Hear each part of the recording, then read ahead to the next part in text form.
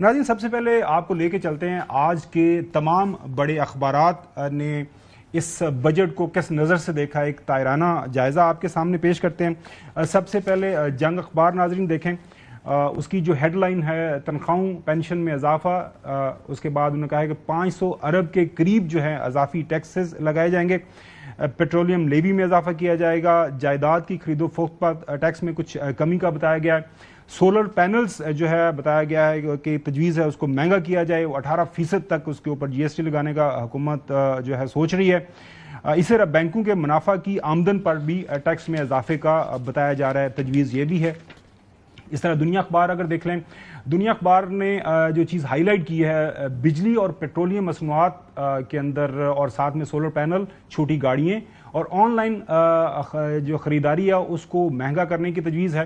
तनख्वाहों के लिए tax relief है, उसमें बताया गया है कि जो तनख्वाह है उसमें 10% इजाफा होगा और पेंशन में 7% इजाफा।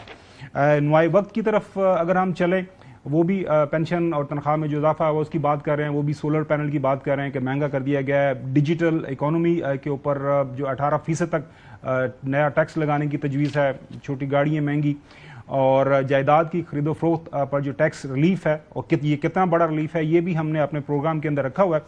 उसके बाद अगर हम बढ़ते हैं, ट्रिब्यून ने बड़ी अच्छी हेडलाइन निकाली है कि ये एक एंटी डिजिटल बजट है लेकिन प्रो रियलिटी सेक्टर है, ये जो रियल स्टेट सेक्टर है उसके प्रो बजट है। वो कितना प्रो है इसके ऊपर भी बात होगी और कितना ये हमारी जो डिजिटल ये जो एक फील्ड है डिजिटल इकोनॉमी है उसको एडवर्सली अफेक्ट करेगा। बिजनेस रिकॉर्डर ने सिर्फ फैक्ट्स पेश किए हैं, वो ये बता रहे हैं कि अंडर US टैरिफ जो इस पर टेंशन चल रही है और जो वॉर थ्रेट है उसको सामने रखते हुए IMF की स्ट्रिक्ट कंडीशनैलिटीज़ को सामने रखते हुए ये बजट तैयार किया जा रहा है। डॉन ये कह रहा है कि ये एक ऑस्टेरिटी बजट है, ऑफर्स क्रम्स फॉर रिलीफ, मतलब वो भी कह रहे हैं कि जो अगर कोई रिलीफ दे भी रही है हुकूमत तो वो बड़े ही वो क्रम्स में है, जिसे कहते हैं कि बस वो खाली लारा ही है, अगर मैं पंजाबी में जिसका तर्जुमा कर सकूं लॉलीपॉप कह सकते हैं।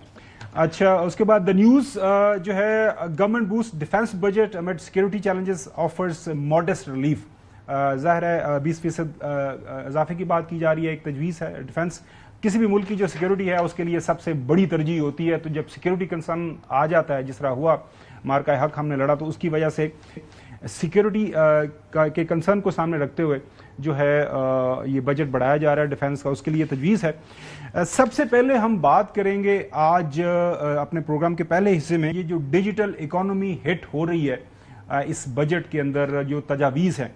लेकिन प्रोग्राम शुरू करने से पहले मैं अगर चौधरी साहब से पूछूं और मैं हसन से भी राय लूँगा कि अगर मैं 10 नंबर अगर आपने देने हैं और 10 में से इस बजट को सामने रखते हुए ये कितना प्रो पुअर है, प्रो बिजनेस है, ओवरऑल अभी तक आपने सुने हैं, तबसरे तजिए अखबारात भी पढ़े हैं चौधरी साहब, कितने नंबर देंगे 10 में से?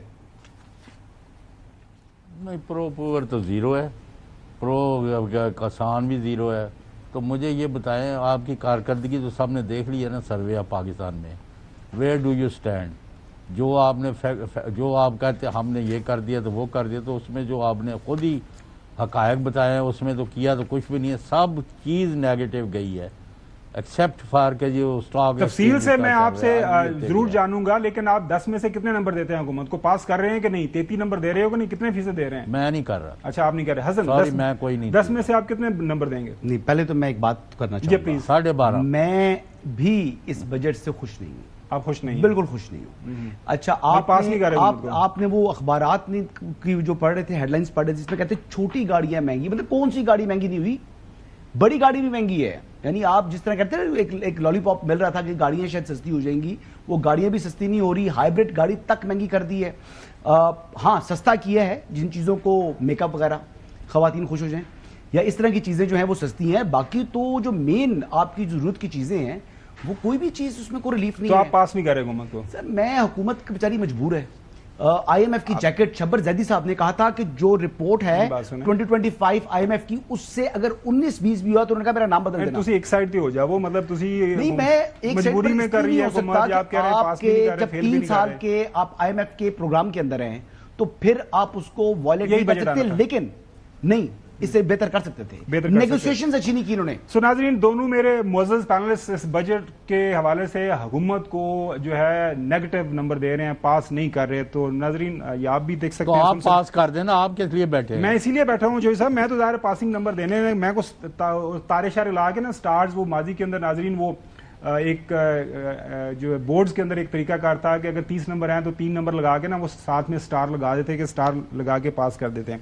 ناظرین 3 اہم شعبے جس کے اوپر بہت زیادہ جو ہے اس بجٹ کے حوالے سے بحث و مباحثہ ہو رہا ہے، خاص طور پر آئی ٹی سیکٹر کو لے کے بہت ہی زیادہ تنقید کی جا رہی ہے کہ یہ آئی ٹی شعبے کے لیے ایک موت کا پیغام ہے. یہاں تک بات کی جا رہی ہے، اور یہ ہم نہیں کہہ رہے، یہ کہہ رہا ہے پاکستان سافٹ ویئر جو ہاؤسز ہیں اس کی ایسوسیشن ہے، پاشا کے نام سے جانی جاتی ہے.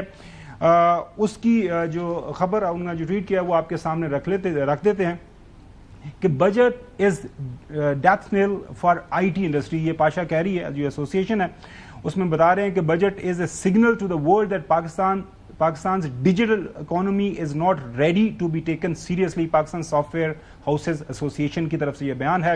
نیچے وہ ایکسپلین کر رہے ہیں کہ اس وقت 6 لاکھ کے قریب جو نوجوان پاکستانی ہیں وہ اس شعبے کے ساتھ منسلک ہیں، جن کے لیے بہت زیادہ آپ کہہ سکتے ہیں کہ حالات آنے والے دنوں میں اگر بجٹ یہ ٹیکسز لگ جاتے ہیں اس بجٹ میں تو کافی مشکل ہوں گے. Tribune youth preferring to shop and earn online tax, یہ بات کر رہے ہیں کہ 64 ارب روپے کا تخمینہ حکومت لگا رہی ہے اسے کمانے کے لیے.